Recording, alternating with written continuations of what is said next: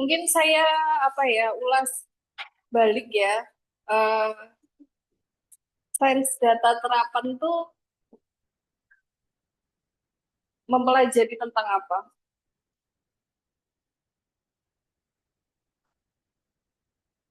Ada yang bisa beropini atau berargumen?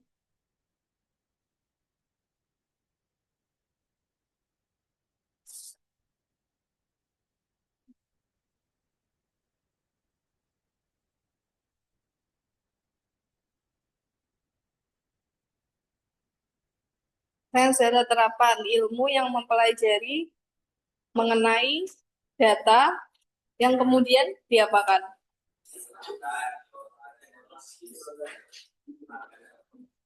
Dikumpulkan, diolah, dianalisis, kemudian diambil suatu keputusan.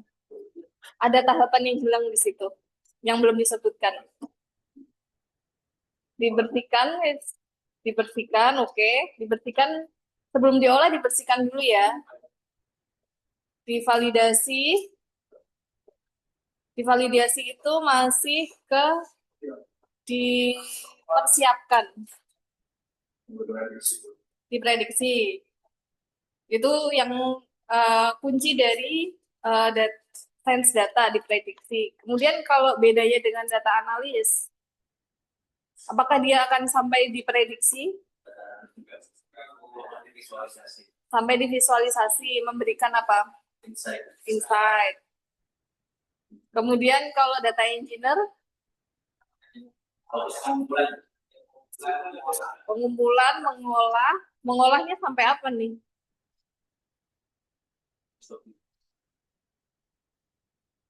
Oh, berarti lebih ke mempersiapkan data ya, mengotak-atik ini ya, pipeline dari datanya itu ya, dari cara mengambil, kemudian ya struktur datanya ya, untuk disiapkan ke data analis. Data analis disiapkan untuk ke data scientist. Terkadang data scientist mengerjakan ketiga hal itu, ketiga job itu menjadi satu data scientist.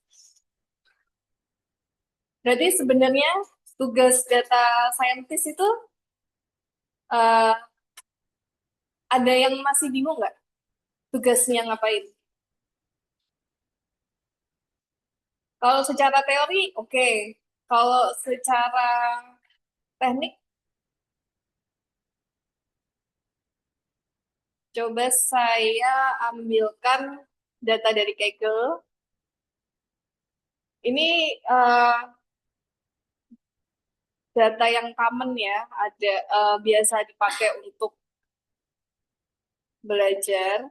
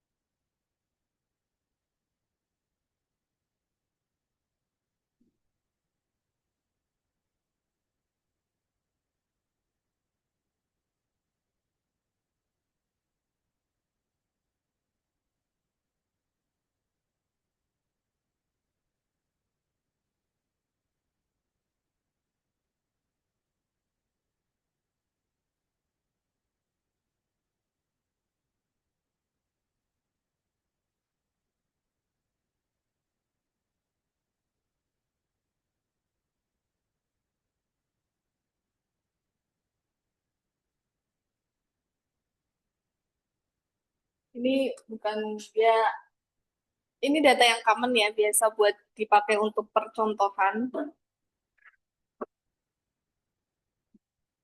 Oke. Nah, ini biasanya data set itu seperti ini. Jadi ada fitur, ada fiturnya apa aja ini coba?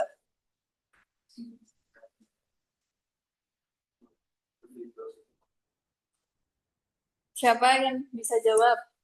Fitur dari dataset ini ada apa aja? Fitur, atribut, atau yang mempengaruhi dari Eh, Kira-kira kalau kita menentukan, eh, kita coba ini deh, menentukan kira-kira datasetnya ini mau ngapain.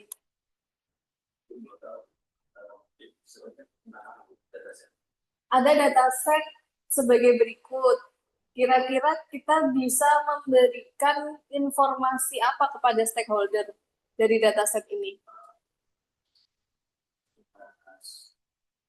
Jadi kita, misalkan nih kita belum dikasih tugas sama bidang lain, tapi kita diberikan data seperti ini. Kira-kira kita bisa memberikan insight apa ke bidang lain?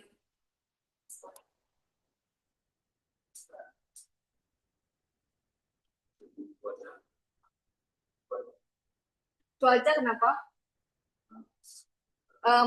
Dalam memprediksi cuaca.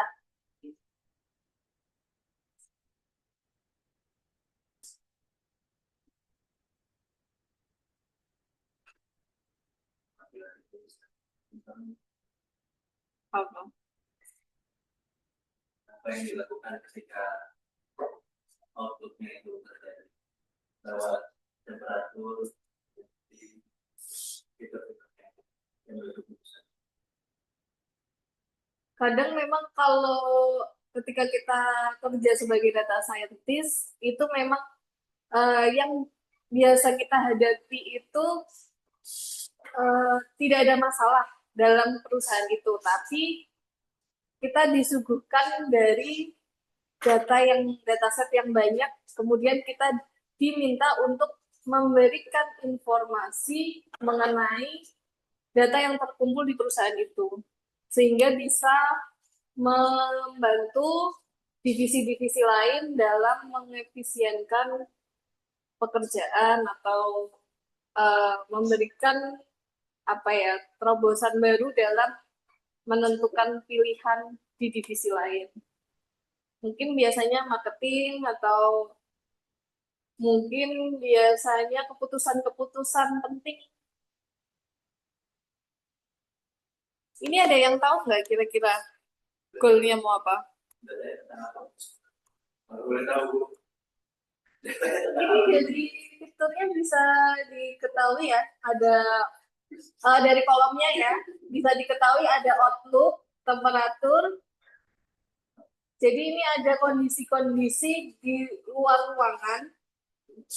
Temperaturnya itu ada ini, kemudian kelembapannya ada ini, terus dia berangin atau tidak, outlooknya juga ada ini. Kemudian bermain ada tulisannya no sama yes. Bisa main Ya, kemungkinan dari datasetnya ini akan memprediksi apakah uh, keputusan yang diambil misalkan ya dari IO dalam menentukan uh, eventnya itu bermain di luar atau di dalam ruangan. Seperti itu. Kemudian kalau kita tahu outputnya berarti ini ya. Berarti fiturnya apa aja? Apa? Ini ya, 4 ini. Nah, kemudian kita sebagai data scientist, pertama melihat datanya dulu. Setelah diketahui tujuan dari kita mengolah dataset ini, kemudian kita lihat sekilas dari data ini dengan cara, dulu pernah saya sampaikan belum ada yang namanya EDA, tulisannya EDA. Apa itu EDA? Ya, betul. Eksplorasi data analisis ya. Jadi data-data ini kita coba lihat dalam bentuk grafik. Kalau kayak gini kan kadang gimana ya melihatnya. Nah, ini coba kita visualisasikan dalam bentuk grafik yang sun ini ada berapa banyak, overcast ada berapa, rainy ada berapa. Begitu juga untuk fitur-fitur yang lain. Kemudian ini kebetulan kan datasetnya sedikit ya, jadi bisa kita lihat bahwa di dataset ini tidak ada data yang kosong. Semua data terisi. Nah itu kalau datanya banyak, itu nanti bisa pakai Python untuk mengetahui apakah datasetnya itu ada yang hilang. Misalkan ini kosong nih, true-nya ini hilang, nggak ada. Jadi datanya tuh memang ada yang bolong-bolong, tidak lengkap. Kemudian apakah ada data yang duplikat? Karena kalau duplikat itu berarti kan dia menambah data tapi tidak memberikan informasi lebih ya. Sehingga daripada ngerunning modelnya itu nanti lama, mendingan data duplikat itu tadi diapakan? Dihapus. Kemudian ini karena bentuknya kategorik ya. Eh, Kalau misalkan bentuknya nanti angka, itu bisa dilakukan EDA-nya itu bentuknya seperti statistika. Jadi minnya berapa, mediannya berapa, seperti itu. Kemudian kalau ada yang data kosong, itu nanti eh, kita cari teknik-teknik yang untuk mengisi. Nah, kenapa di sini saya mungkin ceritakannya secara teori ya, tidak bisa langsung praktek, karena nanti itu ada dijelaskan secara bertahap di semester selanjutnya. Jadi kalau saya sampaikan di sini, nanti semester depannya mengulang lagi. Jadi di sini memang di mata kuliah pengantar sains data ini hanya memberikan overview dari tugas-tugas data scientist, data analis, seperti apa teorinya. Kita perdalam dalam merumuskan masalah, kemudian menentukan fitur, kemudian menentukan outputnya, langkah-langkahnya seperti apa. Sehingga setelah datanya ini dibersihkan, di preprocessing, kemudian dimodelkan, ini salah satu algoritma ya, algoritma di mesin learning. Kemudian nanti ada nih pertanyaan seperti ini. Jika outlooknya sunny, temperaturnya cool, dan seterusnya, apakah nanti eventnya itu indoor atau outdoor, bermain atau tidak. Nah, ini nanti hasil prediksinya ini didapatkan setelah kita memodelkan dengan algoritma yang diminta. Itu gambaran dari data science seperti itu. Apakah ada yang ingin ditanyakan sampai sini? Sebelum kita pindah ke materi yang lain? Ada tidak? Ya. Tapi yang ada itu waktu estimation itu, itu memang udah ada ya sebenarnya. Iya, betul. Dan dipakai kan pas dinaik base. Betul. Ketika ada pertanyaan, terus itu di training di atasnya. Iya. Jadi bukan yang kita tentukan sendiri, karena kita nggak punya ilmunya kan. Jadi memang data tuh seharusnya dari dataset itu sudah ada input dan output. Input itu fitur, output itu yang mau kita prediksi. Jadi kita tidak memberikan apa ya, pengetahuan tambahan kita ke data itu, tapi datanya itu yang harus sudah memberikan memiliki insight-insight di dalamnya yang perlu kita gali, perlu kita tunjukkan ke divisi lain atau stakeholder seperti itu. Tugasnya data scientist sama data analis itu adalah memperbaiki data. Jadi kalau datanya seperti bolong-bolong gitu ya, nggak ada isinya, ada satu baris tapi ada yang hilang seperti ini. Nah, tugas kita tuh apakah ini perlu dihapus satu baris ini, atau ini kita coba prediksi angkanya seperti apa. Dan prediksinya itu bukan eh, subjektif ya dari seorang data scientist, tapi kita lihat dari datanya ini tuh kira-kira kalau di sininya overcast, terus ininya ini cool ya, ini kan eh, berbeda.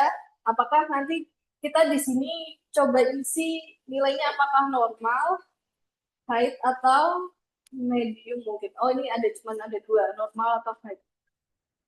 Seperti itu. Ada lagi yang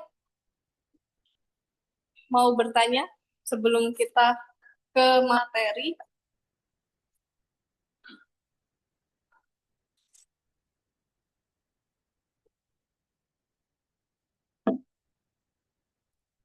Mana ada tidak?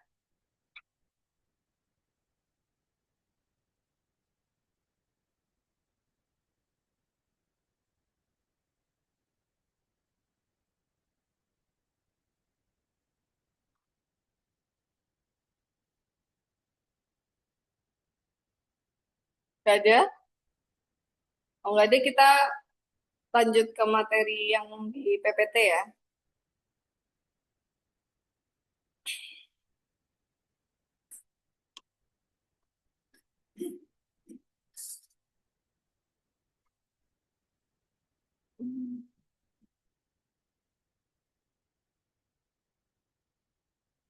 Ya, Ya tadi kan ini apa? di pertanyaan itu yang Sani Hmm, full height sama tingginya dari full itu kan nggak ada di data training. ya betul. Terus gimana caranya? Eh, jadi kan setelah datanya itu siap, kita modelkan menggunakan algoritma. Ini kebetulan ini sudah ditentukan algoritmanya namanya naive Bayes. Nah, nanti eh, ada tekniknya gimana caranya kita memodelkan sehingga didapatkan suatu model, kemudian kita masukkan ini, kondisi ini, itu nanti dari modelnya itu sudah langsung bisa memprediksi play-nya itu no atau yes. Nah, ini kita nanti pelajari di semester 3. Tuh. Kalau di semester 2 kita itu akan mempelajari praktik dari ini, mempersiapkan datanya. Karena tekniknya itu ada banyak sekali. Sebenarnya kalau mau bisa langsung mengerjakan ya, orang-orang yang hanya paham caranya, tapi tidak paham tugas dari data scientist atau data analis, biasanya dataset ini langsung mereka modelkan menggunakan algoritma yang sudah ditentukan tanpa mempersiapkan ini. Dan itu hasilnya akan bisa sangat berbeda dari data scientist yang mempersiapkan datanya ini, dibersihkan dulu, diolah itu, nanti hasilnya beda. Sehingga kalau hasilnya beda, modelnya itu akan beda, prediksinya itu juga akan beda. Tapi kalau orang mau memodelkan bisa aja, tapi apakah modelnya itu akurat apa enggak, itu yang perlu kita lakukan di dataset ini dalam mempolesnya. Makanya kenapa nanti teman-teman akan mempelajari di satu mata kuliah lanjutan. Ada yang mau bertanya lagi? Jadi kalau di prodi lain ya, di luar ini, itu sains data itu satu mata kuliah. Tapi kalau di sini kan dijadikan satu prodi. Makanya kita coba untuk memperdalam dari setiap step dari data science. Kalau prodi lain gitu, misalkan prodi apa ya, ilmu komputer gitu, mungkin ada pelajaran sains data dan itu hanya satu mata kuliah, nggak ada sains data dua gitu. Ya mereka langsung ini data, terus tekniknya ada apa aja, dicoba-coba, terus dimodelkan, ketemunya apa, ya dari setiap stepnya itu nanti tidak sedalam yang akan kita pelajari.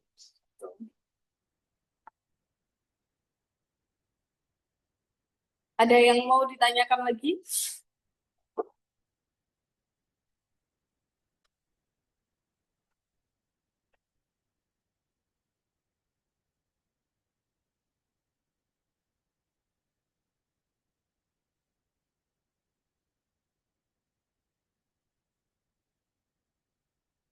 Kalau nggak ada, kita lanjut ke materi.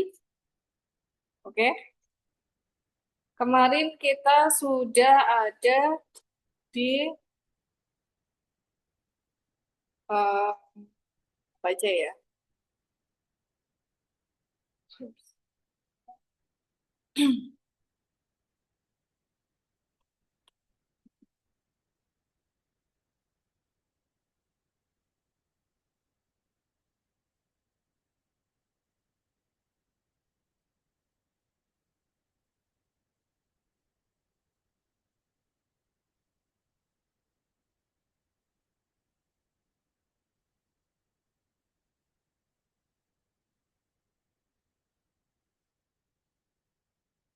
Sebelumnya kita udah bahas mengenai tahapan dasar. Itu ada semacam kosakata yang digunakan di data science. Kemudian sebelum presentasi itu kita belajar di tahapan persiapan. Dan pertemuan hari ini kita akan mempelajari di data preprocessing. Jadi sebelum data itu kita modelkan, kita akan melakukan proses sebelumnya, pra-proses, atau yang biasa dikenal dengan pre-processing. Yang EDA, eksplorasi data analisis itu masuk di sini.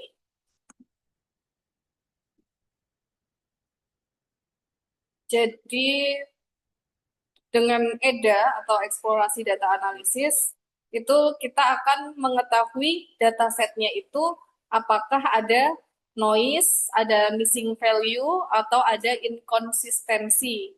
Jadi missing value tuh kayak yang tadi datasetnya kosong-kosong itu ya, nggak lengkap. Contohnya kayak data-data medis, nggak semua pasien itu melakukan tes-tes yang harus dilakukan sebelum operasi misalkan. Kemudian inkonsistensi itu semacam tipe datanya itu belum sesuai sama data tersebut. Jadi ada data-data yang terlihatnya numerik, padahal sebenarnya itu adalah kategori. Kayak contohnya yang pernah saya sampaikan, jenis kelamin 0 dan 1. Kalau kita tidak memahami dari datasetnya itu, kita akan melihat itu data numerik. Dan mungkin kalau kita tidak kurang teliti ya, kita jadinya mengolah data itu menjadi minnya berapa, mediannya berapa. Padahal sebenarnya 0 dan 1 itu adalah kategorik ya. Jadi hanya bisa eh, divisualisasikan nolnya itu ada berapa banyak, satunya ada berapa banyak. Yang berarti laki-lakinya ada berapa jumlahnya, perempuannya ada berapa. Kemudian eh, noise di sini itu bisa juga berarti outlier. Dulu pernah saya sampaikan outlier ya. Ada yang masih ingat nggak outlier apa? Untuk memahaminya coba ditranslate, ditranslate outlier yang letaknya di luar ya.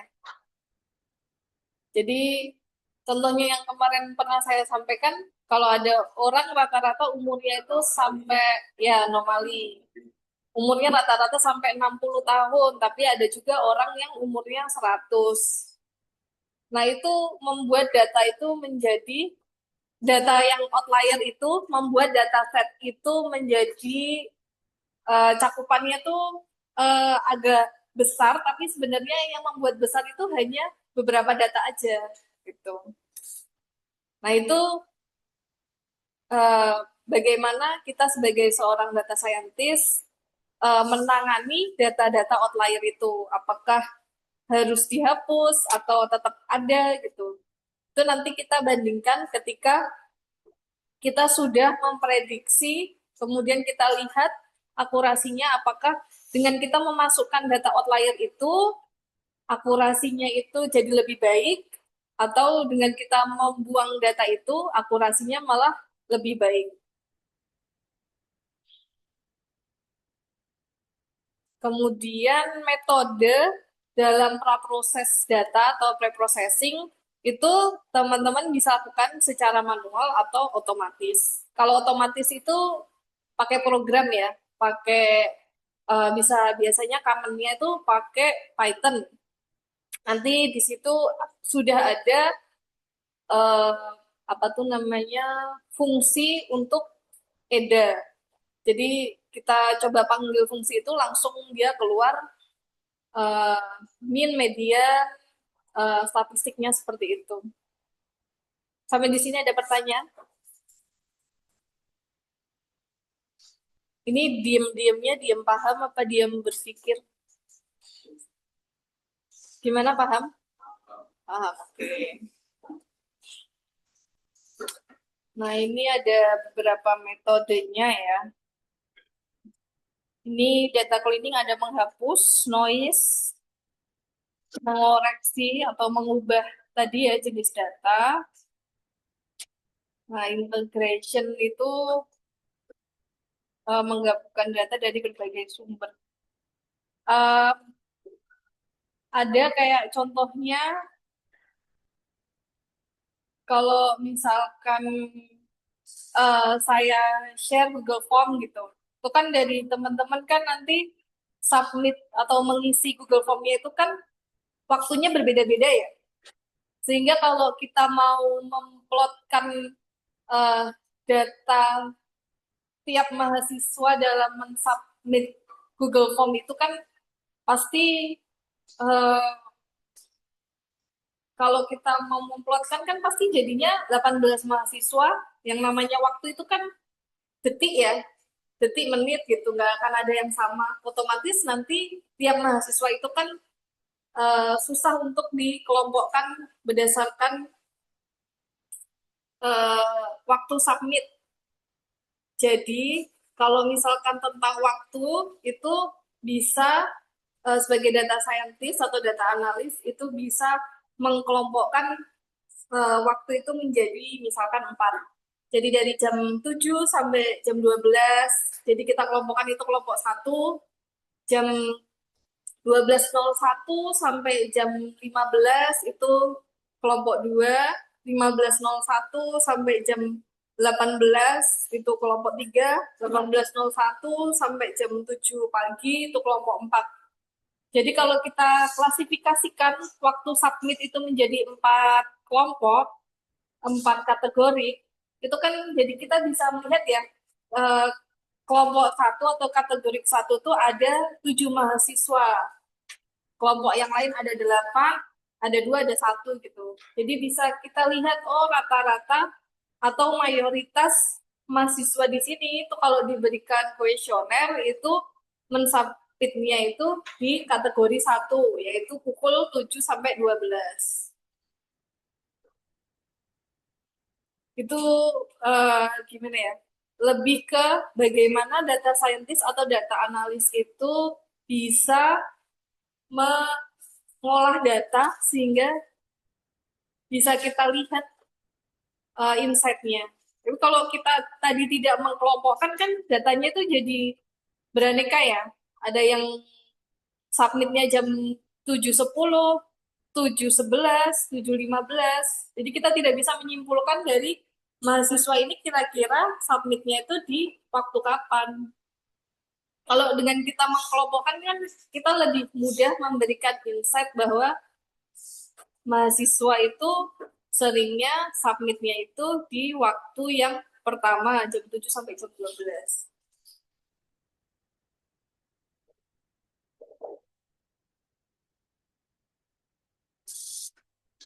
Kemudian ini ada data reduction, menormalisasi, menormalisasi dan mengagregasi data. Jadi datanya itu ditransformasi, dinormalisasi. Jadi ini teknik dari statistik itu untuk eh, biasanya datanya tuh kadang eh, terlalu seperti contohnya anomali tadi ya. Terus kemudian eh, data-data outlier tadi itu bisa diperbaiki dengan data transformasi. Jadi data yang kan misalkan tadi ya orang itu rata-rata hidupnya di 20 sampai 60 tahun. Kemudian ada orang yang umur 100 tahun masih hidup.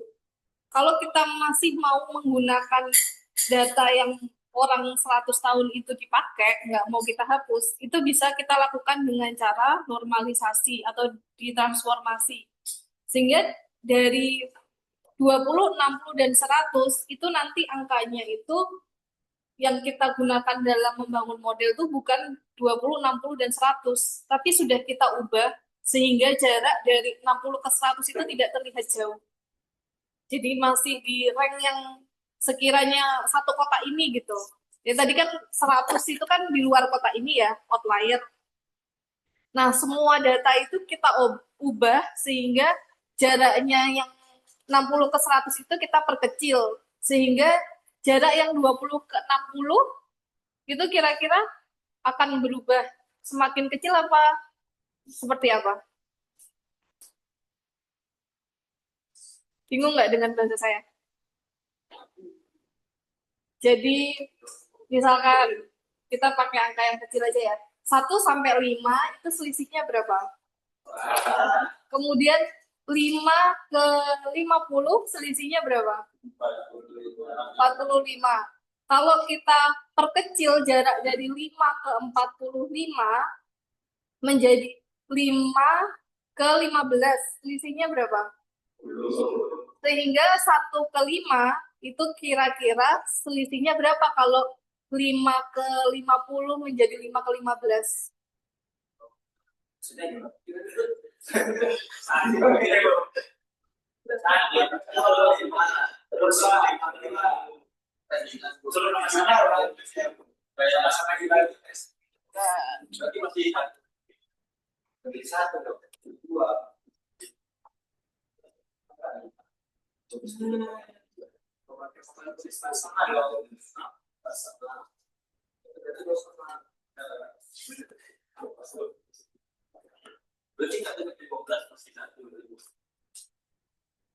Satu, oke.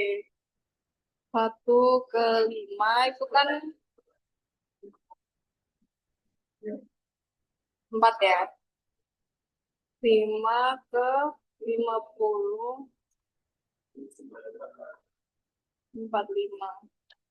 Kalau kita buat jadi em, tadi kan kasaran ya, kita hitung beneran deh nih. 45 ini bisa kita bagi berapa? 3, oke. Lebih besar lagi. 9 ya. Kita bagi 9 itu kan jadi berapa? 5. Bentar. Ini angkanya coba saya buat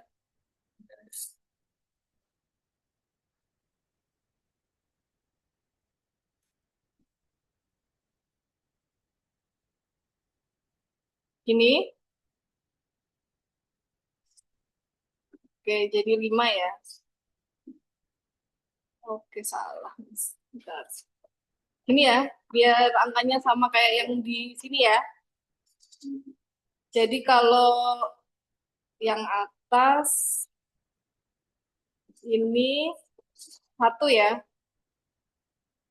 Berarti nanti 1 ke 6 itu jaraknya menjadi 1, kemudian 6 ke 51 jaraknya jadi 9.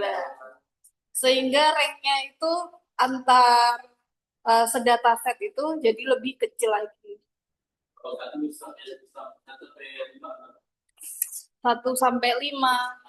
Ya, ini kan karena kita hitung manual ya, biar angkanya cantik ya.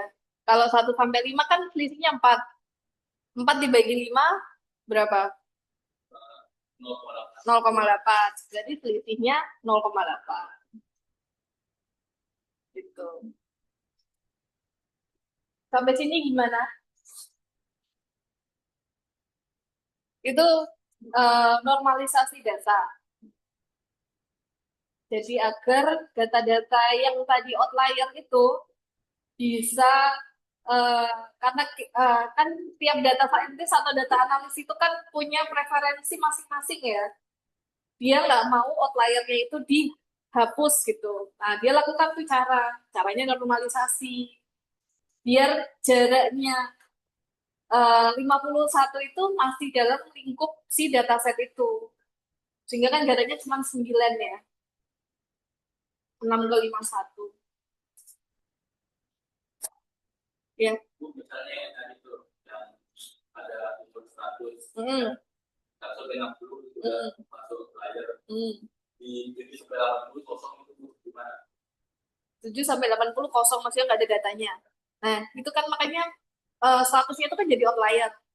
Karena persebaran datanya itu cuma sampai 20-60 ya. Terus 70-80-nya mau diapakan? Kosong gitu. Ya, kosong kan emang nggak ada data itu. Terus? Layarnya diapain tuh layarnya? Kalau misalnya ada atau dihapus atau di mana? Ya, itu tergantung si data scientist sama data analisnya itu mempertahankan outliernya itu apa enggak. Kalau mempertahankan, biasanya si 100-nya itu kan membuat model jadi jelek. Sehingga bisa dilakukan teknik ini, normalisasi. Semua data di dataset itu nanti akan diubah. Sehingga angka 1 ini ke 6 ini, itu nanti angkanya bukan pure 1, tapi dia angkanya sudah koma-komaan nanti. Kita sebagai orang, apa ya, kita sebagai orang awam melihatnya satunya ini nanti seperti angka 5 karena selisihnya hanya 1 tadi ya di sini. Karena sudah di otak-atik datanya tuh loh. Jadi nanti yang 100 ke 60 kan selisihnya 40. 40 dibagi 5 8. Jadi angka 60 itu kalau di deret bilangan, tahu deret bilangan yang tracker itu ya, itu 60 ke 100 itu nanti selisih apa ya? Garis bilangannya itu hanya 8. Jadi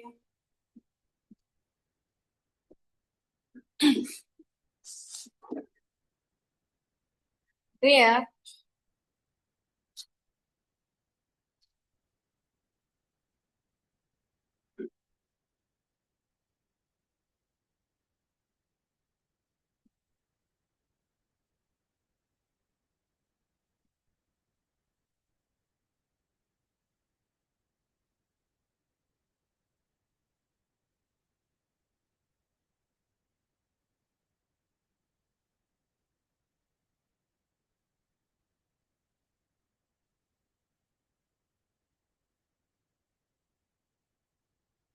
Satu, dua, tiga, empat, lima, enam, tujuh, 8. Jadi yang di sini 60, di sini 100.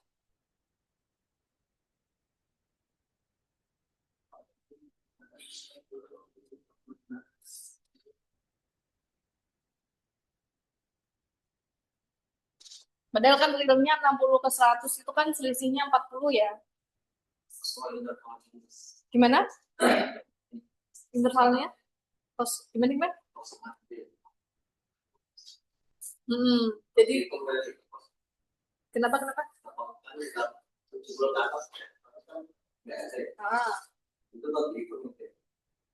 Nggak dihitung. Maksudnya kan 70 sampai 90 kan datanya nggak ada. Jadi kayak kita tuh memperkecil jaraknya 60 ke 100. Jadi kayak apa ya, misalkan eh, misalkan ada gimana ya? Kalau ini misalkan tas gitu, kita masukkan tongkat, si 100-nya itu kan pasti keluar dari tas ini. Nah, kita coba masukkan ke dalam sini gimana? Nah, kita perkecil tuh interval antar datanya. Jadi yang tadi datanya selisihnya 5 itu kita perkecil jadi selisihnya cuma satu. Sehingga yang data-data yang selisihnya besar itu juga kita perkecil dengan rasio yang sama. Masuk nggak? Gimana? Kalau dari yang bahasa ini gimana? sih. Tapi kalau yang tadi betul-betul garis itu Oh, yang di bawah. enggak sih. Ini hanya membantu dalam ini sih sebenarnya. Tadi kan 60 sama 100 ya. 60 ke 100 itu kan selisihnya 40 ya. Nah, kita mau memperkecil intervalnya 40 ini dibagi 5 kayak yang tadi. Itu kan 8. Sehingga ini 60 di sini.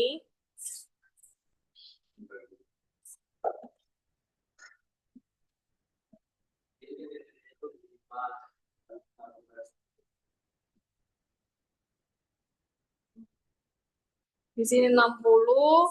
Iya bener sih, 65.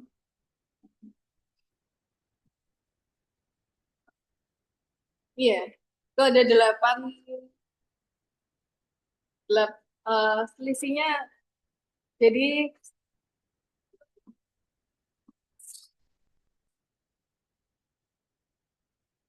ini 60-nya di sini.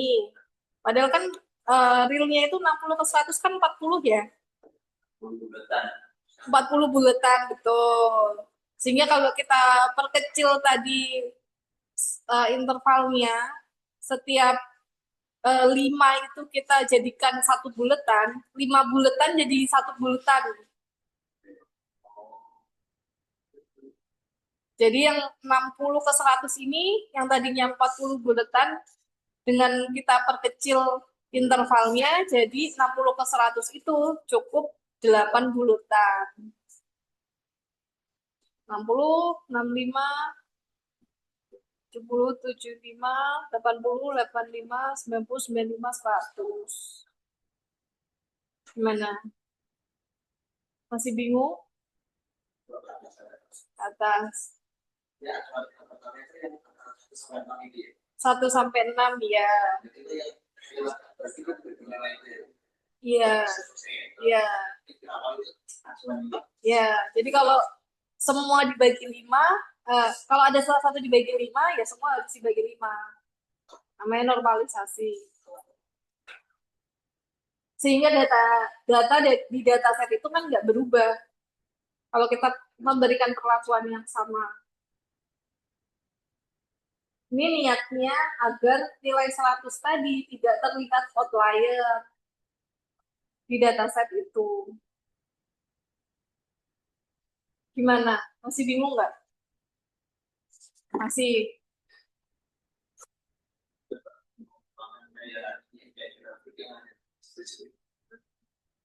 Grafik di spreadsheet. Gimana?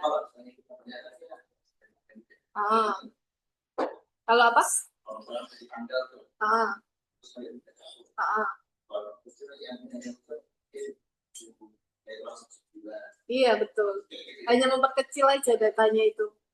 Memperkecil jangkauannya apa sih? Ruang lingkupnya diperkecil gitu. Iya. Tujuan normalisasi itu tadi buat datanya nggak ada layar itu tadi atau Ya, kita mau mempertahankan outliernya itu. Dikecilin ya, biar jaraknya tuh nggak terlalu besar gitu. Kita periniin. Gimana sampai sini? Tambah bingung apa tambah jelas? Nambah apa? Nambah. Oh, nambah.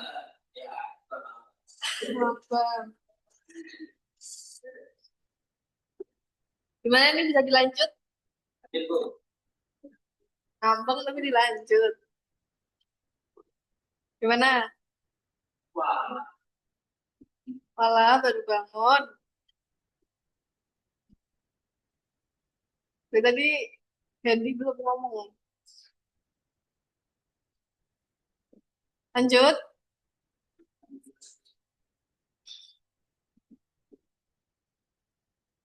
Hmm.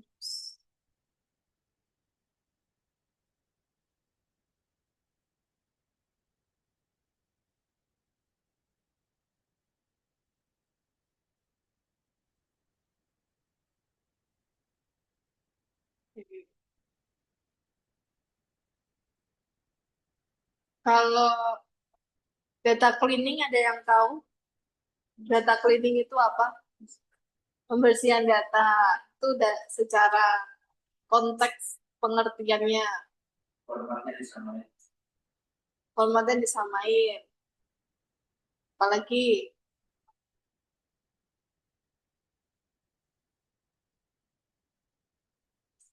apa data cleaning? Lu ngomong kita belajar, kita diskusi. Jadi kalau ujian kan belajar apa ngerjain sendiri.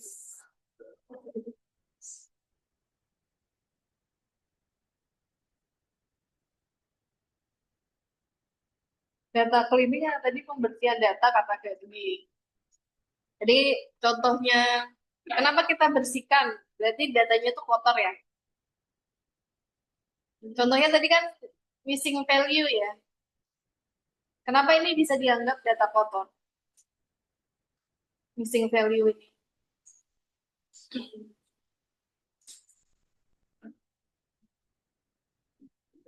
Kenapa?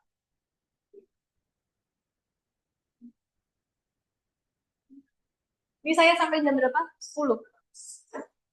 10 pas.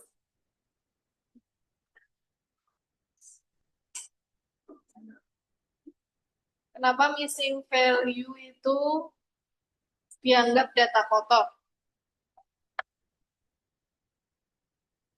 Kenapa, Aun? Missing value tuh yang bolong-bolong, data setnya ada yang bolong. Ya, datanya tidak lengkap. Kenapa itu membuat menjadi data kotor yang perlu kita bersihkan?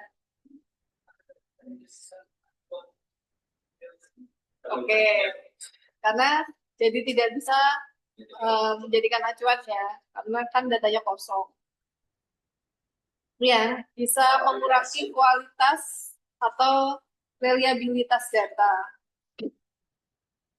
Karena tadi tidak bisa menjadikan acuan ya, sehingga ada bias atau kesalahan dalam seorang data scientist atau data analis itu menganalisis data.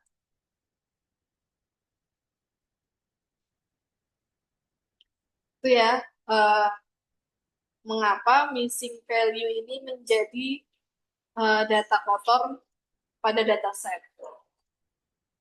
Kemudian kalau cara menangani missing value, ini belum pernah saya sampaikan sih, tapi ada nggak yang tahu di sini? Kira-kira aja, menangani missing value. Tentunya dengan cara diisi atau dihapus. Tapi kalau diisi dengan apa? Apa? Oh iya, saya udah pernah ngomong ya. Oke, oke, oke. Dengan rata-rata. Terus gimana?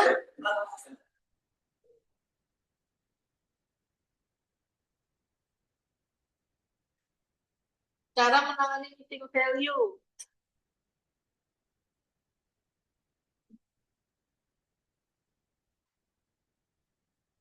dengan rata-rata dihapus.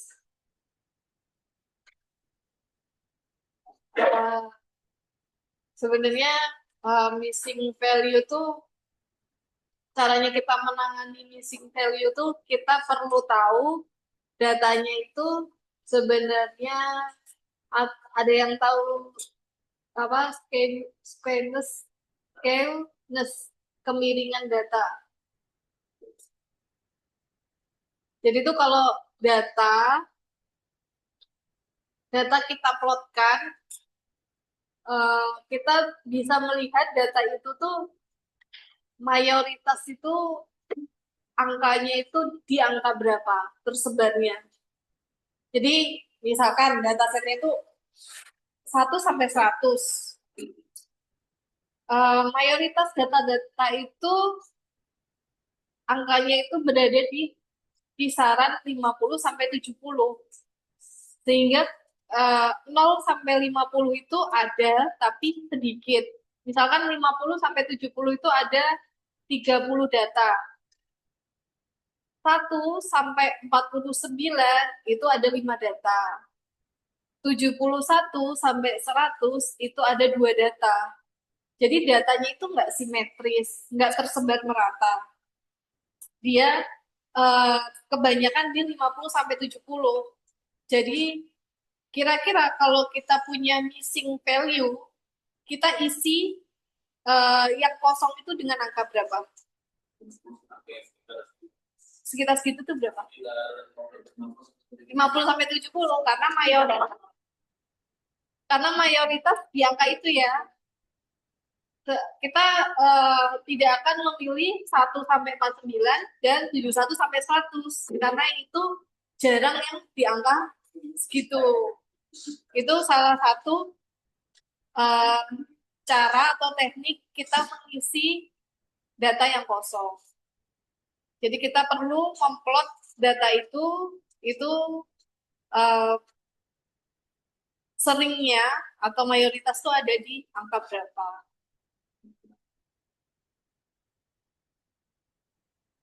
Itu bisa dilakukan secara manual atau bisa dilakukan dengan eh, coding ya, pakai Python. Biasanya di dataset itu tulisannya nul, nul atau eh, NA, not available. Itu artinya dia datanya kosong.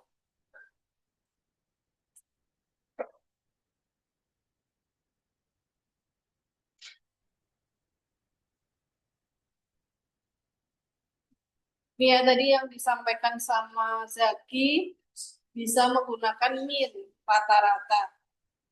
Kalau datanya tadi di 50 sampai 70, terus ada yang 1 sampai 49, ada yang 71 sampai 100. Tapi karena mayoritas di 50 sampai 70, kira-kira minnya itu ada di mana? Sekitar 50 70.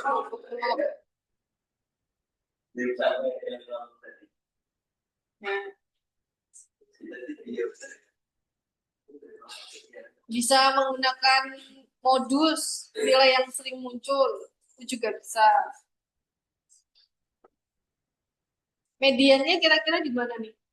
Kalau data yang kayak tadi. Jumlahnya berapa tadi ya? Datanya jumlahnya 30, tadi 37. 5 di 1 sampai 49, 50 sampai 70 ada 30, 71 sampai 100 ada 2. Masih di 50 sampai 70 ya. Itu dalam menangani missing value. Itu secara teori ya. Nanti kalau secara prakteknya ada nama-nama tekniknya.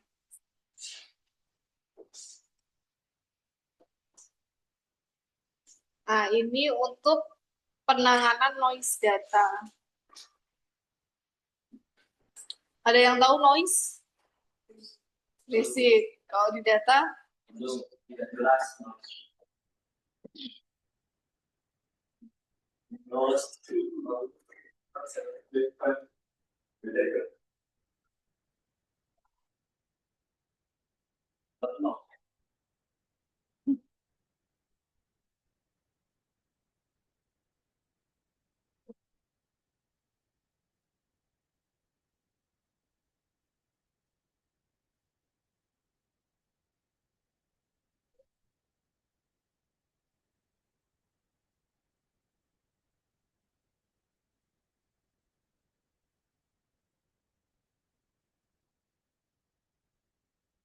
Ini untuk penanganan noise ada binning.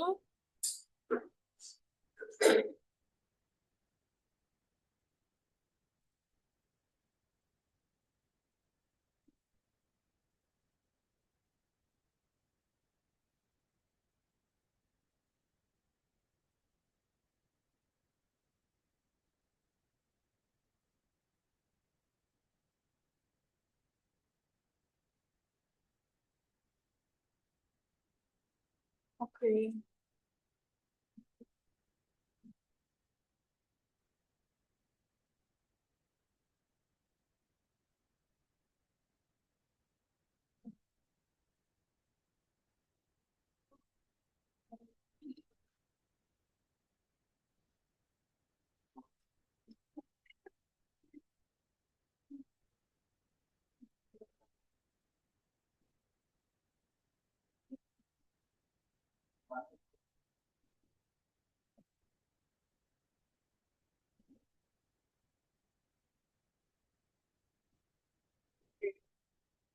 Jadi noise itu biasanya muncul di dataset itu karena data entry-nya itu ada kemungkinan salah input data.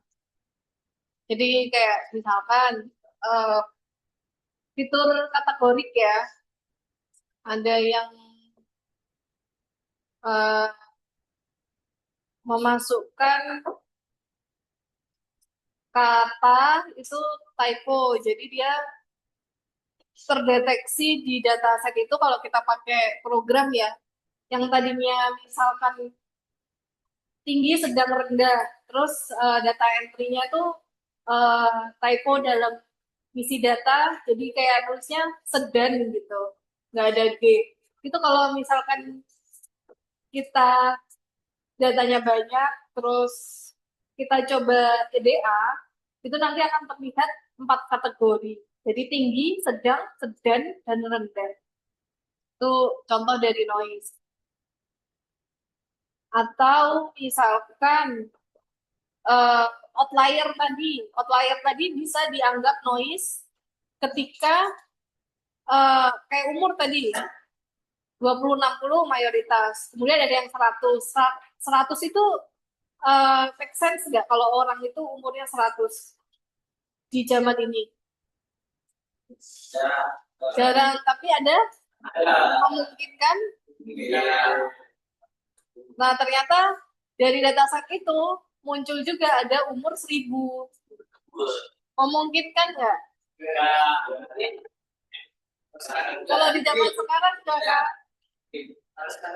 Nggak. Nah, itu salah satu noise ya.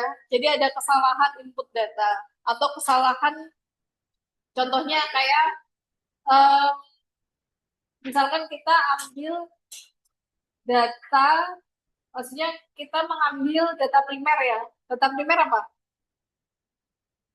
Ingat gak data primer? Mana, Karin?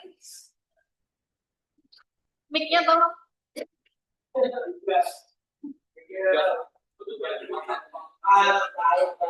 Berdasarkan cara mendapatkan data, ada data primer, data sekunder. Data primer adalah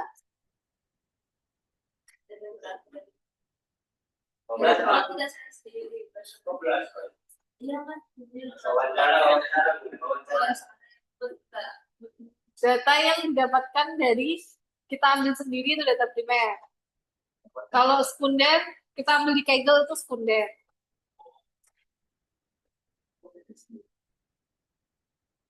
Jadi kayak misalkan kita ambil data sendiri, ngukur, ternyata kita ngukur itu, kalau ngukur bayi itu kan, bayi itu kan bergerak terus ya, namanya juga makhluk hidup. Kalau ngukur itu, pernah dulu saya lihat ada perawat yang ngukur kepala ke sini diukur. Ini kan tangan bayi itu kan gerak-gerak ini, terus dia ngukur ke sini. Habis itu dia lurusin, dia sambungin ke kaki. Terus itu jadinya gimana, Gandhi?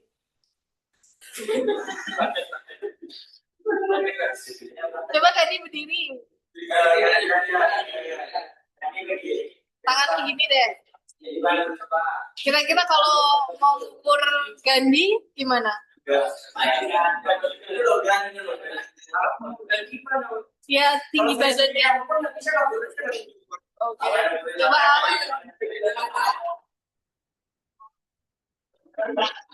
coba gimana Alex ukur Gandhi? Tinggi badan. Tinggi badan. Atau bukan bukan ini ya, cara mengukurnya gimana tinggi badan Gandhi itu? Dari kepala sampai ke kaki. Tapi ada juga orang itu yang mengukur tinggi badan Gandhi itu karena Gandhi gerak-gerak ya nggak bisa diem, ya kan? Dia kepala dulu, habis kepala dulu tangan dulu, habis tangan dulu kaki. Kalau semuanya gerak, gimana tuh? Ya itu makanya dia ambil satu bagian diukur. Sehingga kira-kira pengukurannya tepat nggak kalau kayak gitu? Diambil sebagian-sebagian. Dia akan berbeda sama yang mengukur dari atas ke bawah.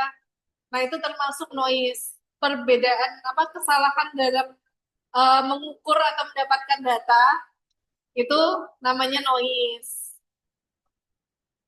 Kadang bisa kita lihat dari yang outlier tadi. Ini kok datanya kok nggak mirip kayak nggak seragam kayak data-data lainnya. Kok ukurannya ternyata orang Indonesia tapi 2,5 meter kayak gitu. 2,5 meter ya benar. 2,5 meter. Jadi ini kemungkinan ini outliernya ini noise apa emang beneran ada orang lokal yang tingginya 2,5 meter.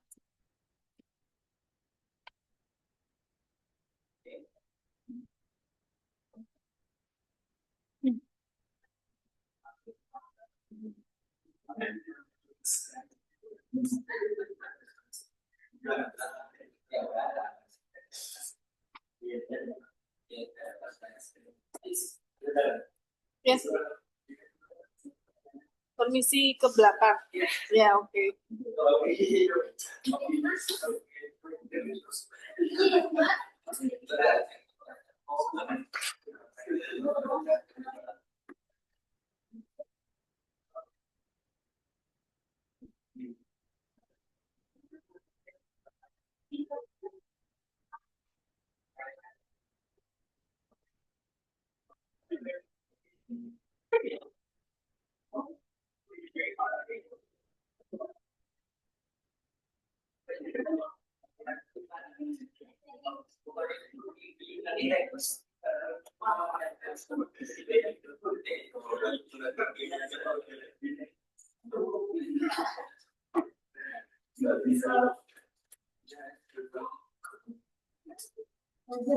Nah, ini contoh-contoh metode dalam menangani noise data itu ada binning. Binning itu dilakukan dengan cara data yang sudah diurutkan itu dibagi ke dalam beberapa kelompok yang berukuran sama. Kemudian nanti bin itu kelompok ya, beberapa bin atau binning. Kemudian nanti setiap binnya itu diganti dengan nilai yang representatif. Contohnya adalah min, median,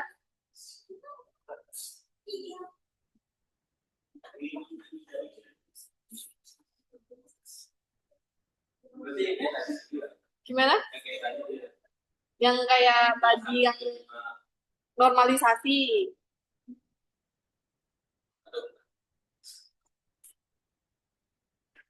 Kalau binning ini uh, dia mengganti. Jadi bukan kalau tadi kan normalisasi semua data diganti. Tapi kalau binning ini noise-nya itu diganti. Jadi kayak outlier-nya kayak ini missing value. Missing value-nya diganti min gitu. Nah, kalau ini karena kita tahu noise datanya itu tadi salah ya, otomatis nggak akan bisa kita masukkan ke dataset. Sehingga kita coba ganti menjadi data lain. Kalau 100 tadi kan make sense umur itu. Jadi kita hanya mencoba untuk intervalnya itu diperkecil.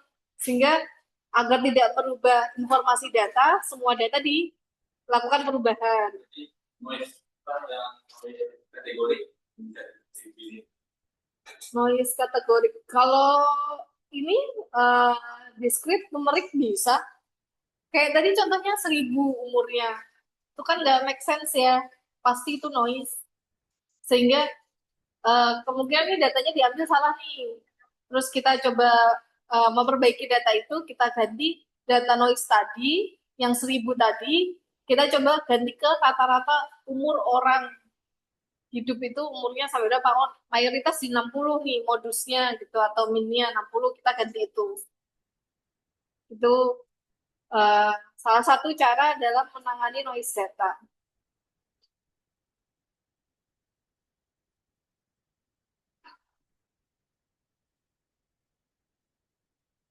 Selanjutnya ada yang namanya regresi. Ada yang tahu regresi? Persamaan kuadrat. Persamaan persamaan deh, nggak usah pakai kuadrat. Itu regresi.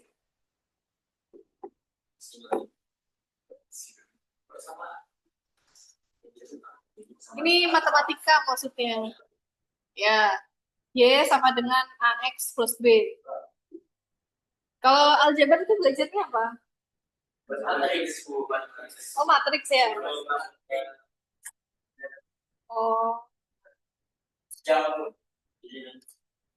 jadi kalau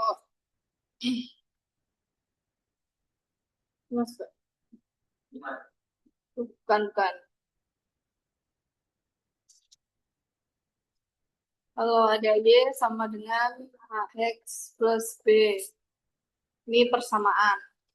Regresi.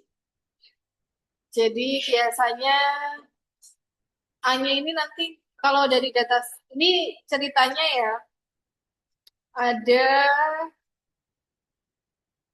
memprediksi apa ya? Memprediksi kesehatan seseorang dari seberapa sering orang tersebut merokok, misalkan. Ada yang merokok.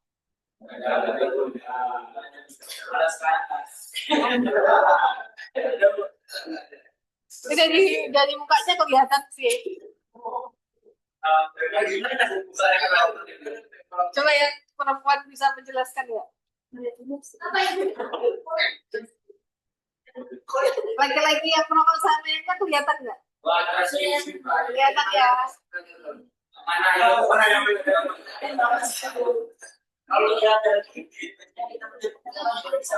Kalau dia apa?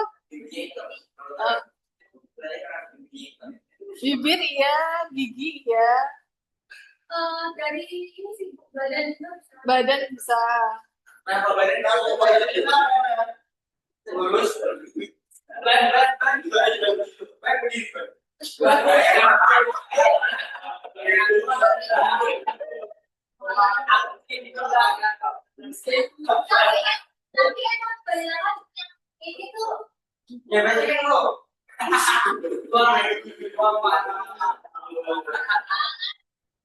Parfum juga bisa ya. Ya. Iya, parfumnya beda gitu. Parfum.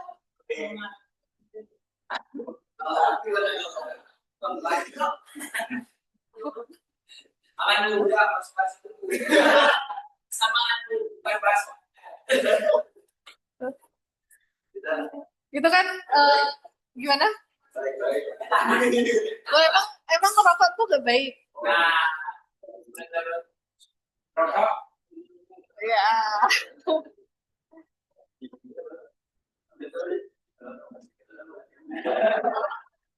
Kita balik ke persamaan ya. Jadi misalkan Y-nya itu eh, Y-nya itu memperkirakan kesehatan seseorang.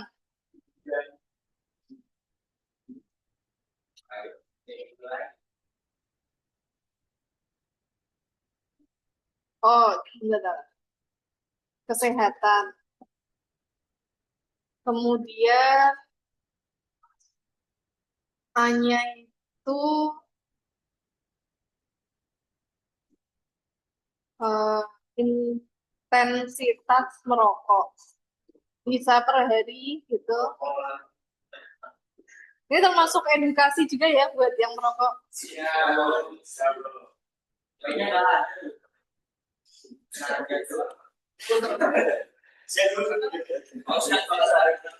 Ya.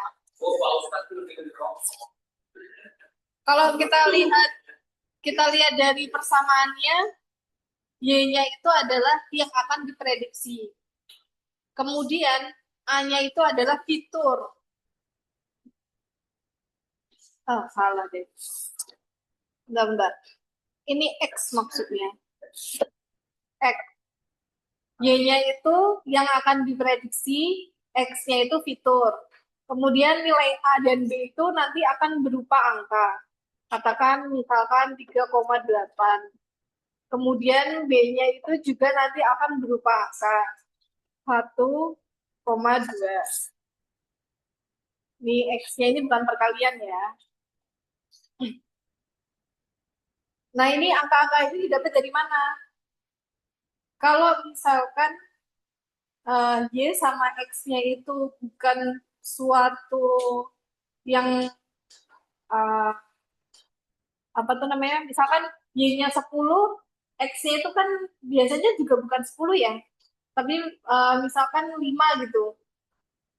Nah, biar memprediksi Y-nya ini tepat, ini kita cari yang namanya koefisien sama konstanta yang berapa, sehingga nanti perhitungannya ini tuh bisa memprediksi Y ini dengan tepat.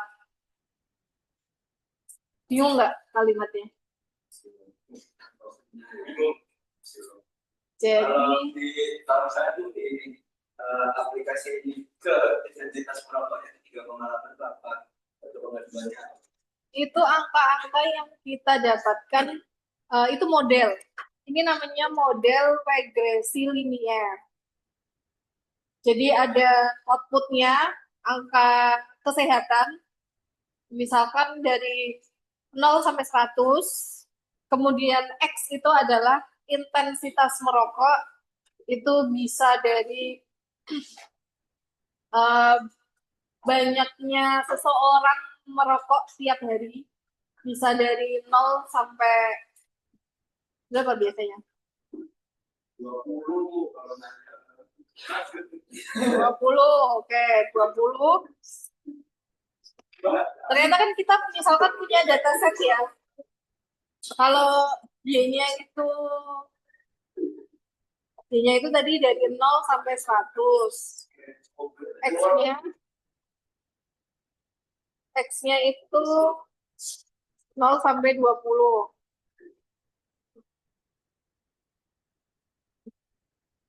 Eh, ini diketahui misalkan hubungannya tuh linier antara input dan output. Linier itu maksudnya ketika X-nya non-linier. Linier tapi bentar. Hubungannya itu linier tapi negatif. Dalam arti kalau X-nya itu meningkat, semakin banyak seseorang itu, semakin sering seseorang itu merokok, kesehatannya ini misalkan ya menurun kayak gitu. Jadi ini korelasinya linier tapi negatif. Jadi kalau X-nya itu meningkat, Y-nya menurun. Dapat nggak? Oke. Kalau misalkan ini saya masukkan X-nya itu 20, maka Nilai Y-nya itu nanti, oke, 1. Nah, kita coba program misalkan di Python untuk membuat model regresi. Sehingga nanti dari si programnya itu akan menentukan nilai di sini, koefisien. Koefisien itu yang eh, berpengaruh ke nilai X-nya ya. Kemudian yang berdiri sendiri itu namanya konstanta. Nanti dari modelnya itu didapatkan ini. Jadi datanya itu ada banyak. Kemudian si programnya itu memodelkan sehingga didapat angka 3,8 sama 1,2. Ini hanya permisalan. Ini masuk nggak sih permisalan saya? Jadi ketika X makin tinggi, Y-nya makin rendah. Iya, betul. Ini mungkin negatif ya, biar bisa masuk. Ini mungkin 8. Gimana? Oh,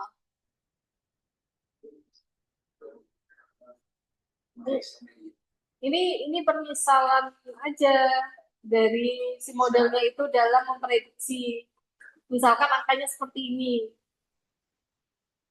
Ini didapat dari model, dari data. Karena kita nggak punya datanya kan nggak bisa ngitung ya. Nah, ini kita misalkan aja persamaannya tuh bentuknya kayak gini. Ini namanya persamaan regresi, di mana X-nya ini adalah variabel yang menentukan si output Y-nya ini. Dimana nanti kalau ada angka X, itu nanti dikali ini, kemudian dikurangi ini, itu menghasilkan nilai Y-nya di sini. Berarti ini nilai maksimal dari A kali X. B itu yang ini ya, nilai maksimal dari A kali X. A kali X. Kalau mau Y-nya berapa? Misalnya itu kan maksimal itu X-nya 20. Untuk hasil dari Y0 berarti harus X kali A-nya, B-nya harus X kali A.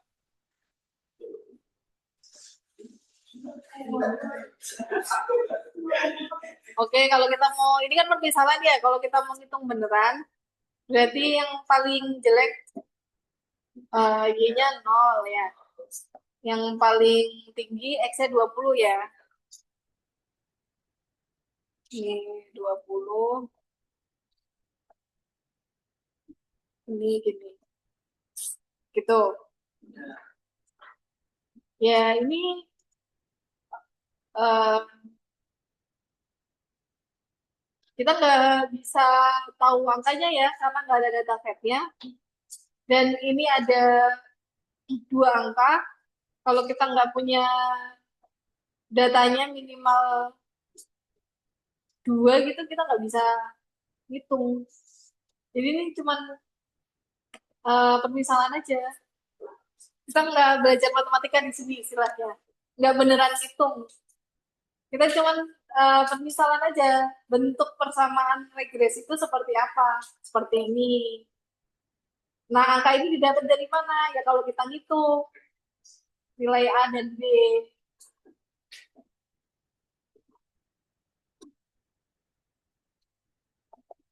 Gitu. Ini kita tadi ngomongin apa ya? Metode ini menggunakan fungsi regresi untuk memodelkan hubungan antara atribut variabel dan mengestimasi nilai data yang hilang atau noise.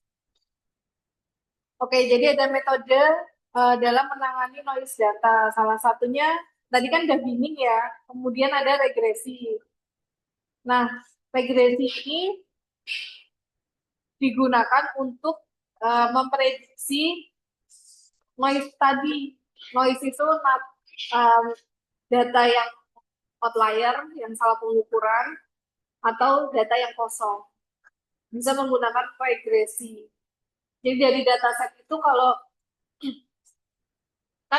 dataset itu kan kolomnya ada banyak ya. Kemudian kolom yang datanya kosong, misalkan tadi kalau yang di Word tadi misalkan kolom temperatur ada yang kosong gitu. Gimana caranya kita mengisi data yang kosong ini? Kita bisa menggunakan persamaan regresi. Nah, kita coba cari tahu kolom dari temperatur ini dia itu linier sama kolom yang mana? Misalkan kita tentukan kolomnya data. Nah, saya buka lagi ya.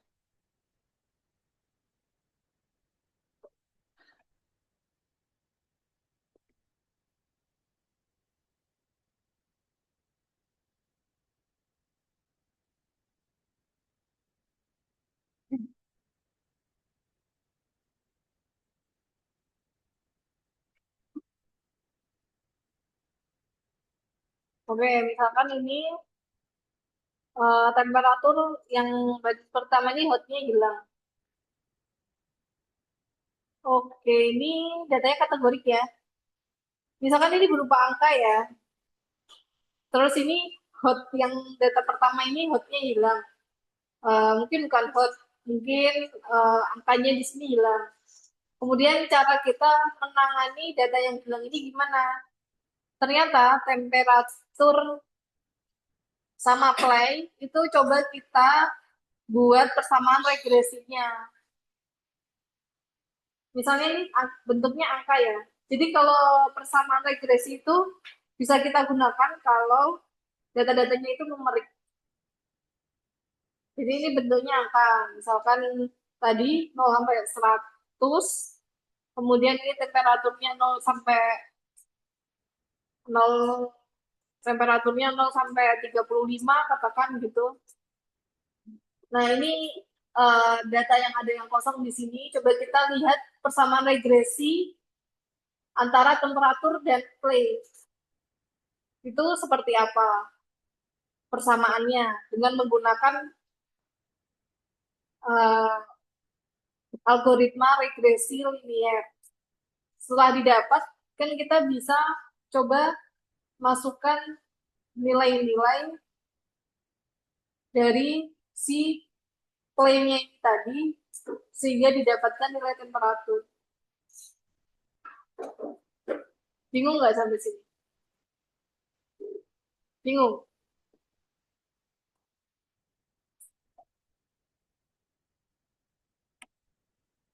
Kan tadi yang kosong itu kan yang temperatur ya.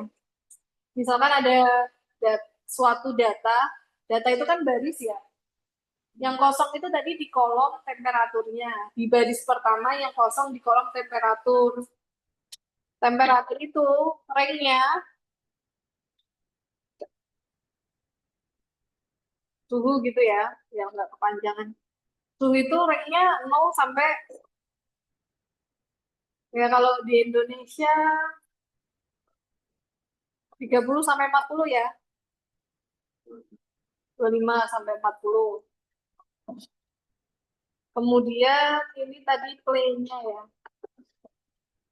Play-nya bermain atau tidak. Misalkan dia pakai eh, akurasi katakan 0 sampai 100.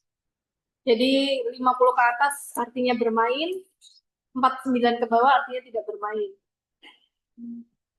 Terus ternyata persamaannya dari kita menjalankan kita membuat model persamaannya itu seperti ini.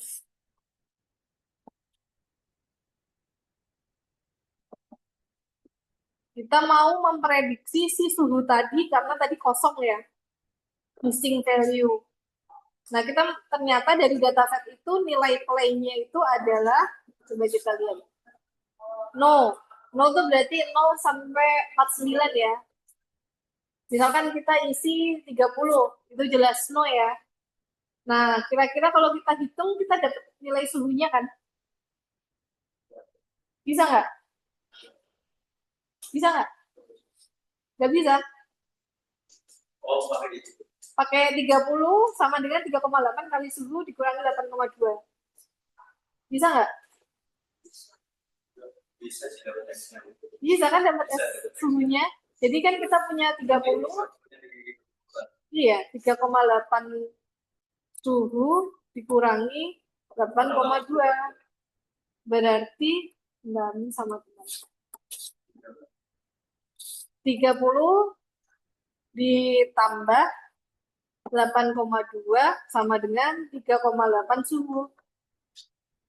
Berarti kita bisa dapat suhu sama dengan 8,2 dibagi, ya kan? Iya nggak?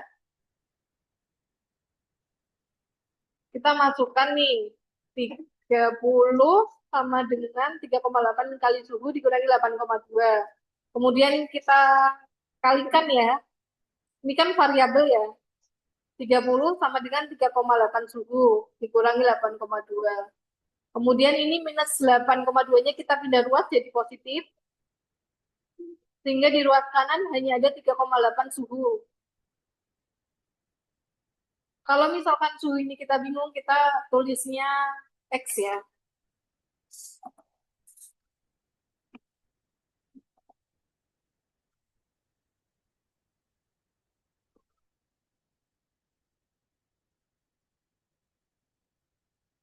Ini ya, X-nya dikali 3,8 kita buka kurung. Minus 82-nya pindah ruas jadi plus 8,2. Ini kan jadi 38,2. Kalau biar nggak bingung gini deh. 38,2. Ini ya. Salah. Iya, iya, sama dengan M. Ini 30 tambah 8,2 kan 38,2. Ini X-nya tetap, ini pindah ruas, karena ini perkalian jadi pembagian ya. Jadi kan kita bisa dapat nilainya, katakan berapa nih? 10 misalkan.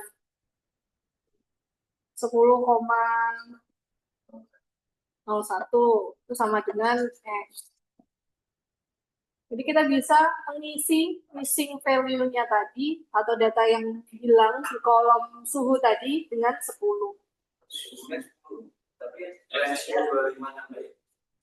Nah, ya ini kan karena tadi kita kan angkanya kan asal ya 3,8 sama 8,2.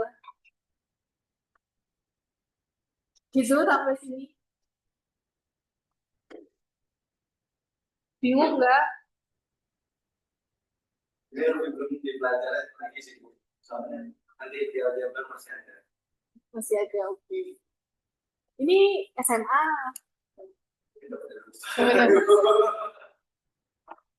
Ini udah masuk jam pelajaran lain, saya tutup ya. Ini ada pertanyaan nggak sebelum saya tutup? Nggak ada. Oke, kalau gitu saya tutup ya. Ya Bu. Ya.